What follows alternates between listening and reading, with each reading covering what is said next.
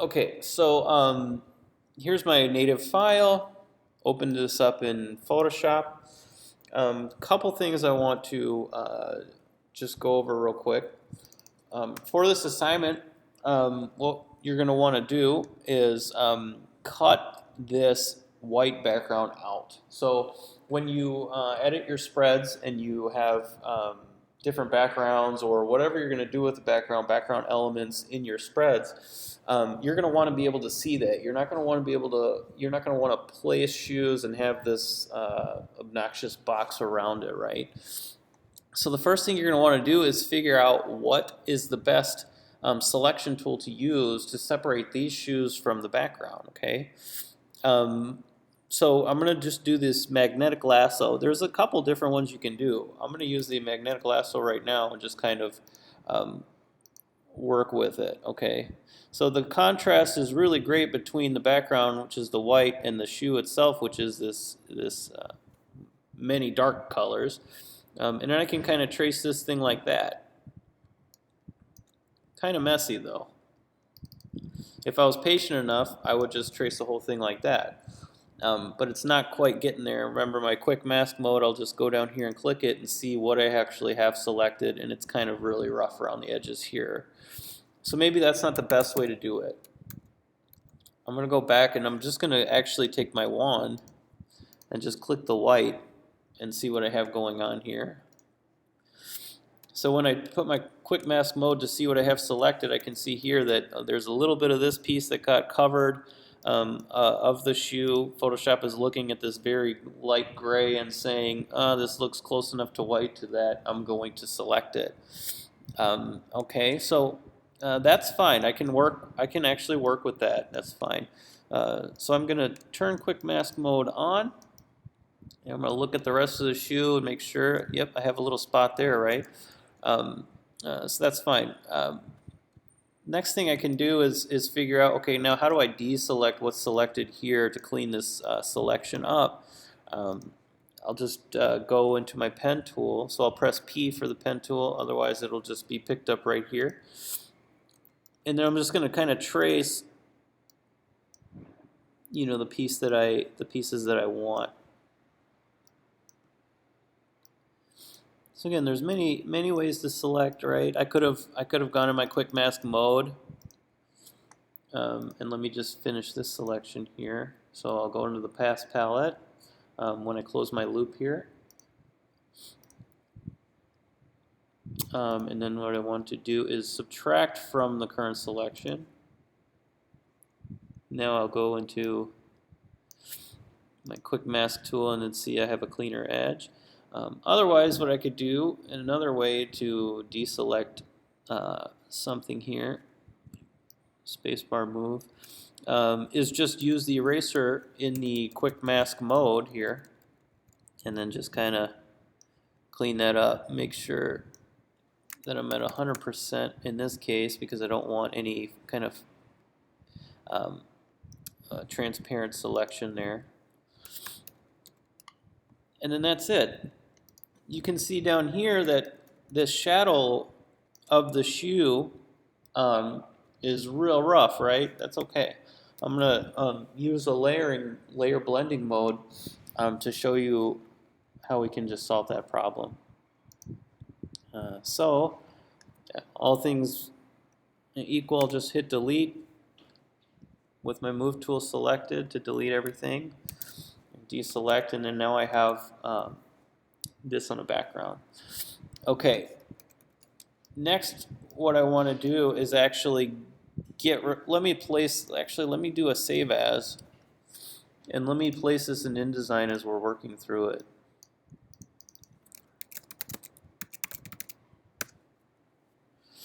Actually, I want to make sure I remember where that's saved.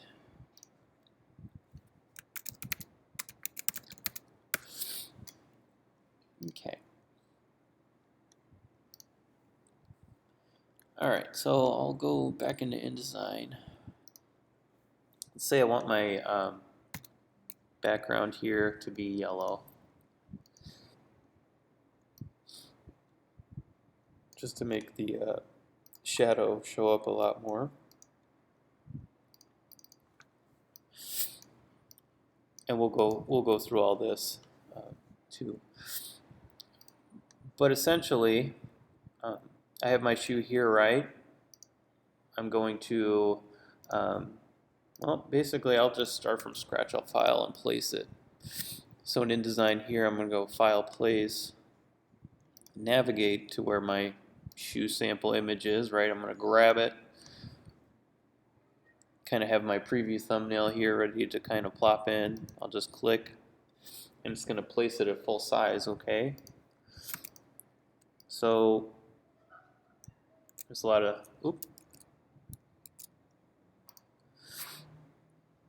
there are scaling tools, and so the scale tool, which is what I just used to shrink this, is exactly the same shortcut as Illustrator. It's S, it's the key S, and then I scale down the exact same as everything else. I'm going to move these out of the way and just kind of show you. We'll work with this here, right? So here we can see that this shoe naturally has this kind of white background here. We didn't cut this out precisely enough. So I'm going to click on the image. Click on this, go up to links, and then here's where I can actually edit the original. So it'll just jump me right back into Photoshop, and I had it open, so I didn't really have to wait. Okay, so layering. So as you know, and we've seen, I can layer a lot of stuff in Photoshop, and it's really fun to do that. What I'm going to do is actually figure out what's the best way to separate this shadow from the base of the shoe. I want to actually break the shadow off completely because I want to apply a different layer blending mode to this shadow piece so it blends with the background. So if you remember when we were playing with that shark, right, image, and we placed that layer in, we started changing the layer blending modes on that shark to make it kind of more naturally blend into the background. This is the same idea, except we're going to be doing this in InDesign, okay? So what I'm doing is actually using my pen tool to trace the sole of the shoe and capture that and separate it from the edge of that shadow. Now for me, the pen tool is the best tool to use for that. So I'm going to copy.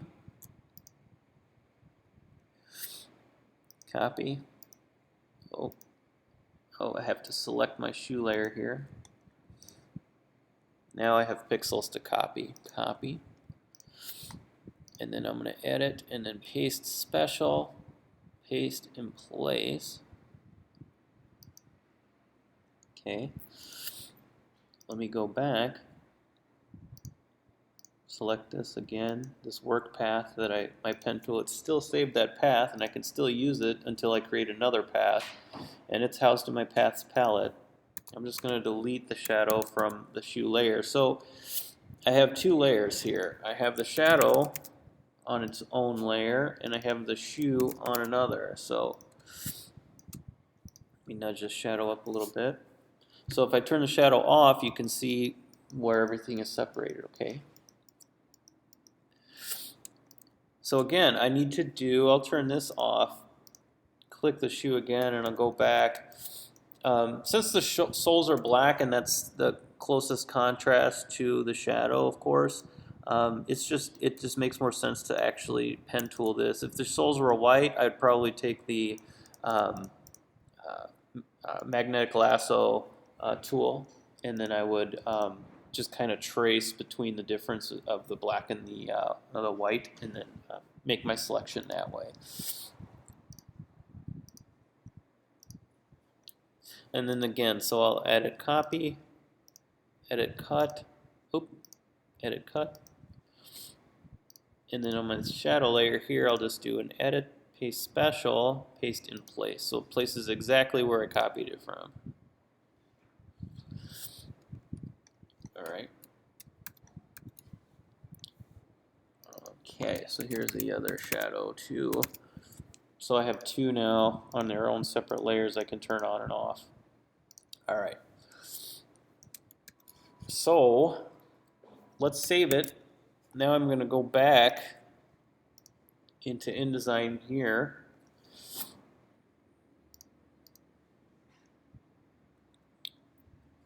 All right, so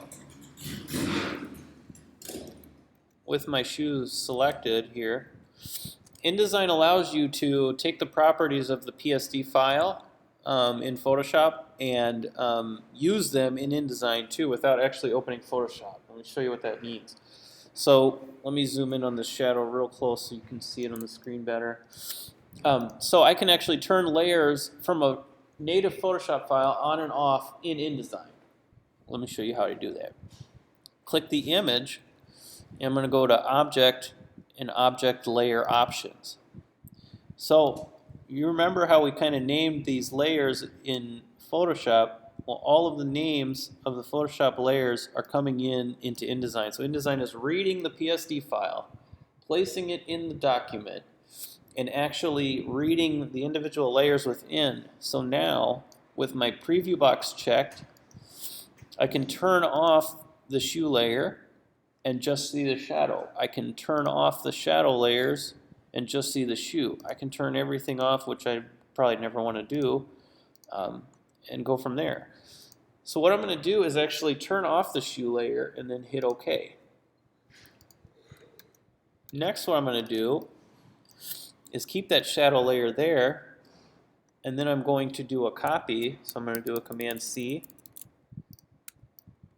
Click off my pasteboard, go up to Edit, Paste in Place. So you didn't see anything, but over here in my links palette, it's saying I have one file here. This file is called shoesample.psd. I saved it on my desktop. But I have two instances of it. So I have this placed twice. So if I click on it and move it, you can see I have two of them right on top of each other exactly. That's fine. So I'm going to take the top one and I'm going to click on it. And I'm going to again go to Object and Object Layer Options. And I'm going to turn on the shoe layer and then turn off the shadow layers. Hit OK. All right, so now I have two instances of the same file here placed. And in my little thumbnails I see I only have some little indication of line here for the shadow. And then I have the indication of the shoe here on this thumbnail. So this drop-down menu shows you that for shoe sample PSD in parentheses I have two. That means I have two instances of it. When I expand this box, I can see a thumbnail of what is happening in these individual files. Side note, this here is the page number that this object is featured on in InDesign. So if I had a 100-page document and this was page 99, I would see a 99. I could click on that 99 and jump right to it in InDesign without having to scroll through 99 pages. All right. So that's just a side note there. So let me kind of collapse this a little bit. I'll collapse it all the way. So my top layer, I don't really need this, so I'm going to kind of lock this up. But right now, I'm selecting the shadow layer. Now what I can do is, under my effects palette in InDesign, you'll be able to see under this drop-down menu in Effects all of the different options that I have in Photoshop to layer. Okay, so I have the luminosity blending mode tool that we did used for the sharks, etc. Overlay, and I have multiply and all the other things. So luminosity actually helps kind of make the shadow look more realistic now. It's not as hokey looking from normal. See, remember normal? Just a very simple layer blending mode, and then the job is done. So I didn't have to Photoshop anything beyond just chopping it out, separating it from the shoe itself, placing the PSD files on top of each other, and then turning on and off the layers to get the layering effect that I want. Okay. So let me go ahead and unlock all on the spread here. I'll lock this up, background here. And then InDesign allows you to group things together, so I'll be able to select both of these shoes layers, hit G, and then now they're grouped, so you can see this little dotted thing around it. I just did a Command G. It's exactly the same shortcut as you would use for Illustrator, and then put those together.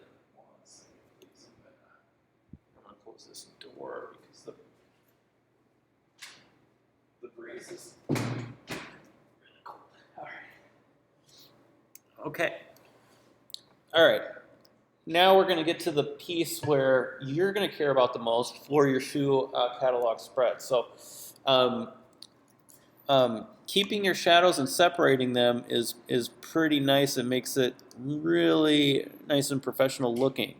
But the assignment really is just calling for you to have your 6 large shoes done on spreads 10 and 11. Have 7 of those variable shoes, so the variable colors of the shoe applied. Okay, let me show you what that means. Here I have a note, all variable and hero shoes will have separate layer and shadow layer, etc. Okay, and then we're going to place those images using the Object Layer Options dialog box in InDesign, which I just demonstrated. I'm going to demonstrate that to you again.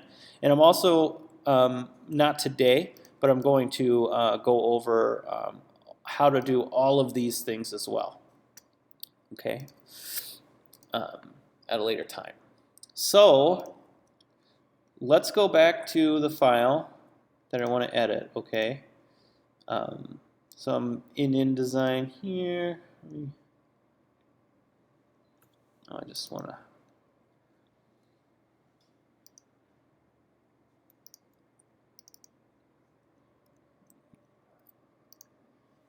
edit this original. Okay. All right. So we want to have a couple different color variations of this, right? So in Photoshop, you'll be able to Alt-click and drag the shoe as many times as you want color options, okay? Again, just follow the assignment. You don't have to do more than what the assignment scope really is. So, I mean, if you want to, you can, but I'm not going to stop you, but just saying, don't feel like you have to. So I made duplicates of the same shoe. I'm going to start turning them off, right? Turn this one off, turn this one on. I'm going to change up this color. So in Photoshop, I have my different layers. I'm just going to go to Image, Adjustments. Let's just do Hue Saturation. Let's select Colorize and just see what happens. Yeah, I like that. Okay, that'll be good for fall season. Let's do another one. This one, I'm gonna use my wand tool, and I don't want to color change any of this interior material. So for the sake of speed and time for this review, I'm just going to select that interior material. Turn on my preview, right? So now I see that this is selected. What I want to do now is go to Select and then Inverse.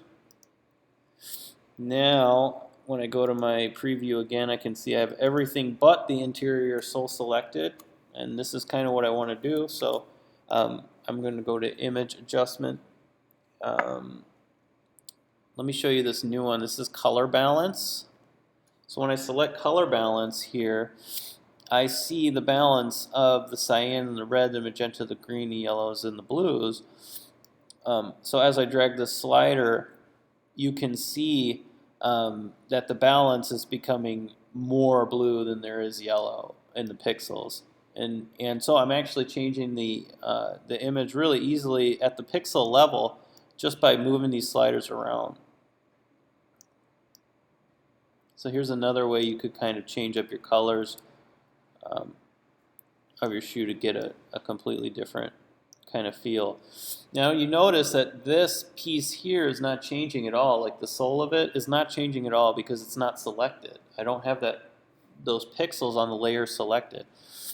Color balance as well. I can jump in here. What I'm changing in the pixels are the mid-tone pixels. I can even go to the darker pixels and then change the shadows.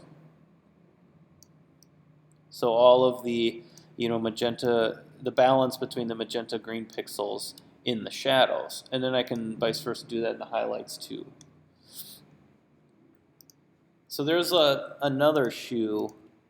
Let's see, I'm turning on and off the layer beneath it and the layer on top. So I think I like the one on top a lot better.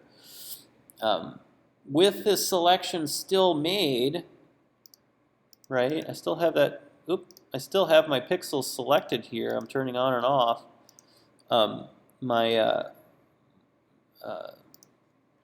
this quick mask mode. I can turn on the top shoe, then this top layer, and then without having to reselect everything, I could just change up the layer and then do changes to this piece. But this time, I'm going to do non-destructive color editing. So I was using destructive color editing, meaning that the pixels on this layer are permanently changed. So not going back, right? What I'm going to do is non-destructive color editing here. And so I'm going to go to Layer, New Adjustment Layer. This is on the top shoe. Then I'm going to show you a different one here. Let me do curves. So curves is another option I want to show you. Hit OK. So curves is a color editing tool that you can use in both a destructive and non-destructive way. I'm doing it in a non-destructive way here, and you can see I have this curves layer over this shoe. Okay. So in curves, I have a line, and you can see the dark tones here and then the light tones on this end of the spectrum. And then so this line here is where we would actually click to add points onto these areas of tone, right? So here's my kind of grid. So this is the very center curve for my midtones. So see how my darks are getting darker or darks are getting lighter as I'm moving this darker point on the curves panel around. This is what this tool really does. It's much like levels where it adjusts light and dark tones.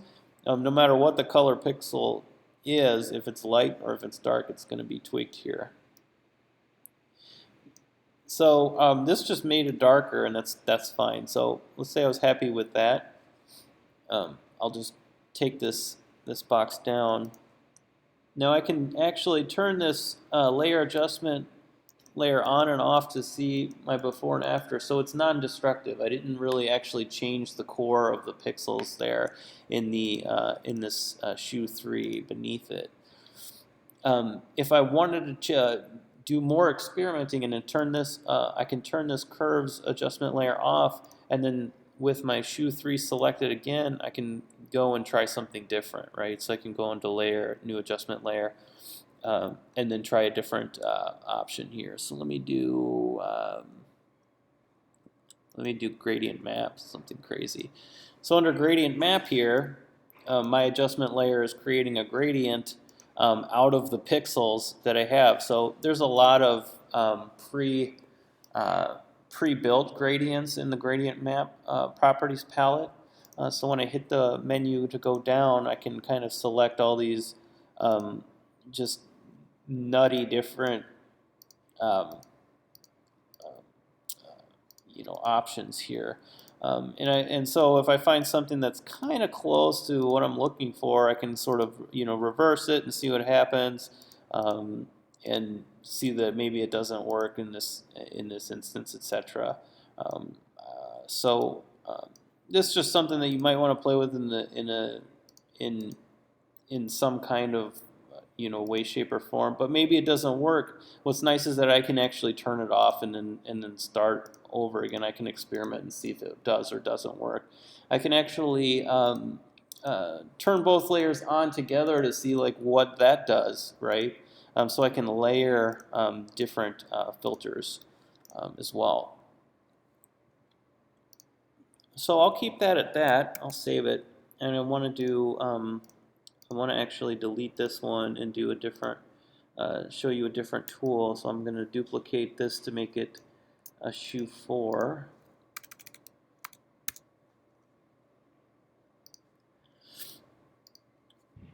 Now, a really powerful tool to me is this tool I'm about to show you, and it's a destructive color editing tool. But if you go under Image and Adjustments, the tool is called Replace Color. So let me see if I can find it. Here it is. So it's Replace Color, and if I select that, now this is a powerful tool. So what I can do is when I hover over my image, you can see the eyedropper symbol. And you see basically a thumbnail here in my Replace Color palette. What I'm going to do is actually just free click one of the color tones here, and you can see that there is an area of white and area of black selected here in this color palette. If I go to another spot, see all these tan tones, I'll click those. Actually, I'll get it right here. In this area, it's really saturated. So I see a lot of tan tone here that I clicked on, and then I see just little bits of it over here in this shoe. Okay, so let's just work with this green that we had. So I'll click the green area, and you can see all of the kind of green tones that were selected in the shoe. We see it up here in the front. We see it, of course, over here on the sides. Now, let me kind of, there we go.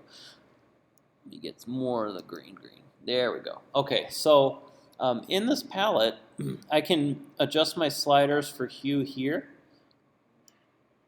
So I can see how I can actually just literally replace the green color if I wanted to.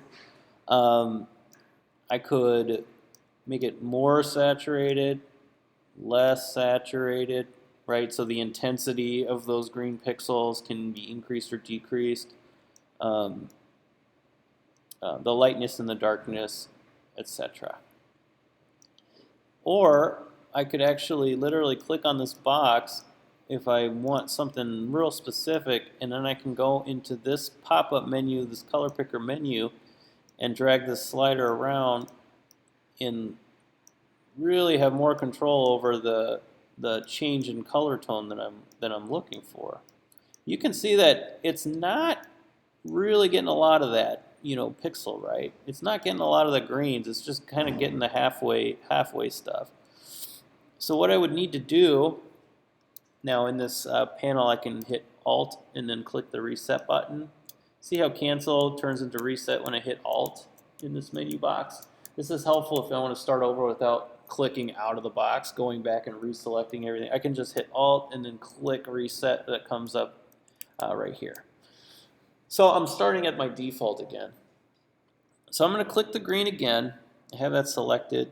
I'm going to kind of zoom in a little more. I'm going to hold my Shift key. So this is the equivalent of selecting something on my panel and then holding the Shift key and making an additional selection and adding to it. Okay, so I'm going to add more of that green tone pixel to my selection. So now you can see I clicked it and there's more. This image is getting brighter. So the intensity of the pixels that I'm selecting is getting kind of more intense. Okay. Now I'll go back to this this result panel again, and when I clicked on it, it opens up this panel again. And now when I drag things around, you can see more change. So more change in those pixels, right? So I'll literally go down to like more of like a red tone, okay, just to give like a real different look. This slider is actually going to increase and decrease the fuzziness, what they're calling it, which is really the specificity of the pixel selection. So when I decrease the fuzziness, you can see that it's getting real specific on the pixels that it's selecting based on this color, or more kind of loosey-goosey with it. Okay. And of course my preview menu, I can turn this on and off and see what's happening too. What kind of subtle changes. This shoe might not be the greatest to do this filter on because it has a lot of black.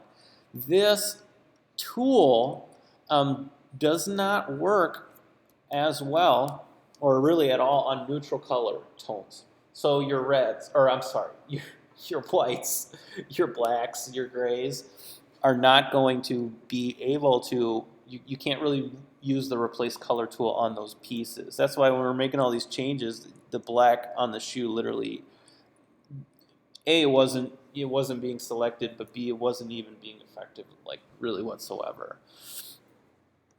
So let me try the interior sole of this again. And again, this is destructive color editing, so I can't go back to my original unless I go up to my histories palette and start clicking backwards. But you can see the difference between my before and after in my history palette. But if I stick with the after and keep moving forward, it's not going to change. I mean, I'll have to go back many steps to get it back to where I want it to be, which is not ideal. Let me go back to replace color again and just do this interior sole. I want to make that change a lot more. Something like green. But unfortunately I have that selected, so I want to let me increase the fuzziness, but then do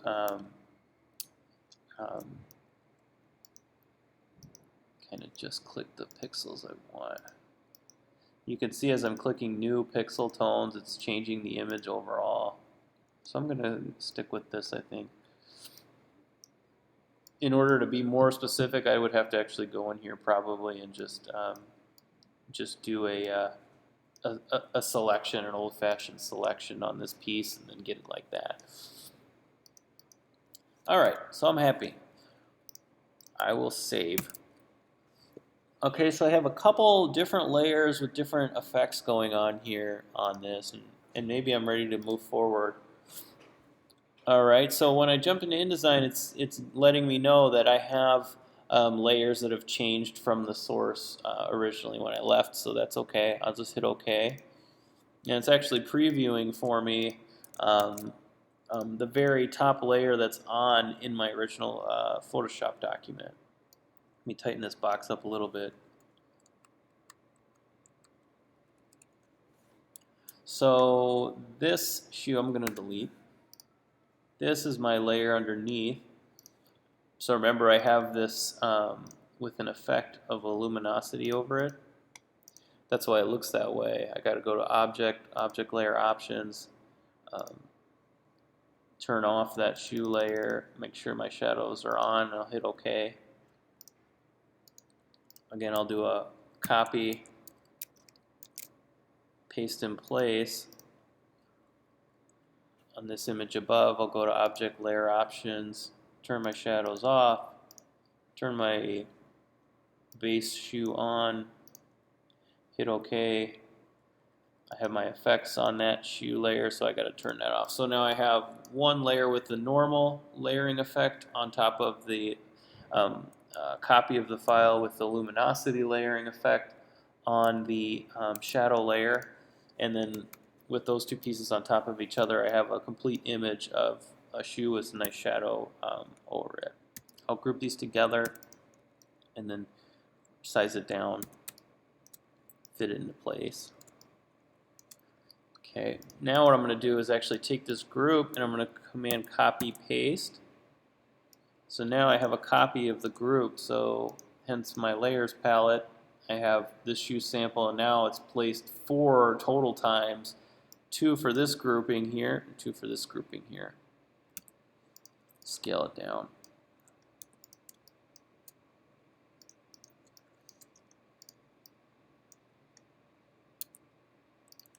All right.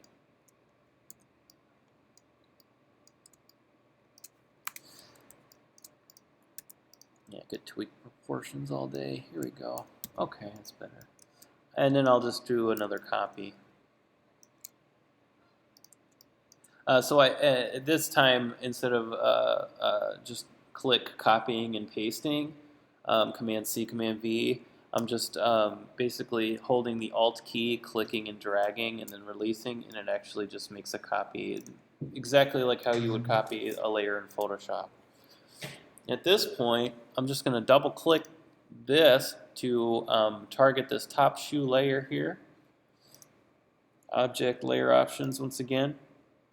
Turn off one layer, turn on another, hit OK, and I have my second group of shoes. So this stopped me from having to file, place, or doing a save as in Photoshop. I just layered the shoe files in Photoshop on top of one another, and now in InDesign, after they're placed, I'll go to Object Layer Options, turn off what I don't want.